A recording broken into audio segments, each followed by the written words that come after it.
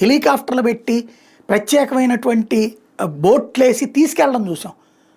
అట్లా కాకుండా బోట్లో మేము పులిహార పంపించాం అని చెప్పేటటువంటి విచిత్రమైనటువంటి పరిస్థితులు మొన్న మాత్రం చూసాం. కానీ పత్రికల్లో ప్రచారం ద్వారా, టీవీల్లో ప్రచారం ద్వారా ఏదో జరిగిపోతుంది, వాళ్ళకి ఏదో బతికేస్తున్నారని, కానీ వాళ్ళ జీవితాలు అతలాకుతలమైనవి అన్నది మాత్రం పక్కన పెట్టేసి ఎట్ ద సేమ్ టైం ఇప్పుడు అడిగింది.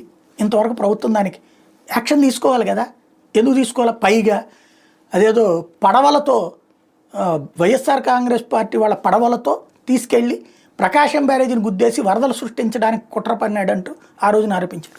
జగన్ మీద కేసు పెట్టాలిగా, ఆ పడవల మీద కేసు పెట్టారు, వెంటనే బెయిల్ ఇచ్చింది కోర్టు. ఆ రోజునే నిలదీసింది, ఏంది ఇదే అని. ఏది పడవతో బ్యారేజీనే కొట్టుకుపోతుంది. ఇంత నీచమైనటువంటి స్టేట్మెంట్లు, ఇంత నీచమైనటువంటి వార్తలు రాసినటువంటి పత్రికలు, రాజకీయాలు ఆంధ్రాకి శాపంగా మారుతున్నాయి.